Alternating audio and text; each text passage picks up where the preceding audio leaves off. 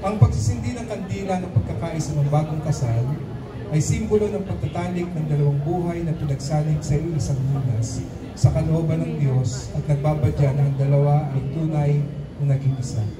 Ang liwanag ng kandila ay siya ring simbolo ng isang ilaw sa ating Panginoong Jesucristo. Sumakanya nawa ang kaharian, ang kapangyarihan at ang kaluwalhatian ngayon at magpakailanman. Amen at Amen. Yan. Hindi yan. Kunin mo lang.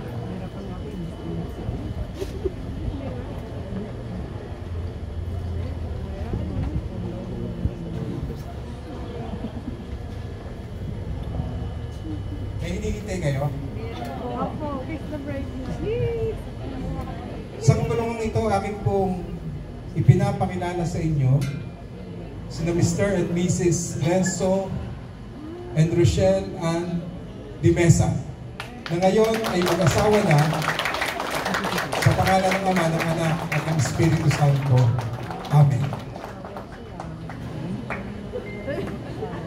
Mas masama ang tingin mo, Renzo. Sige, Renzo, itaas mo na yung belo.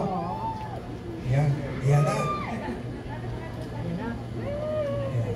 Pagkakain mo na, hintay yung signal ko.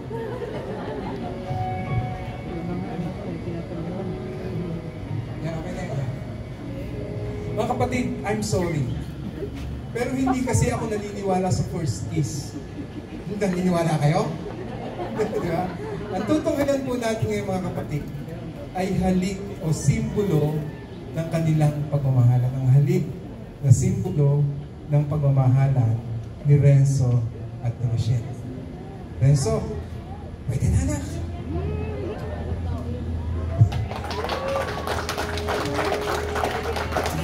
Nakita niyo ba? Isa pa.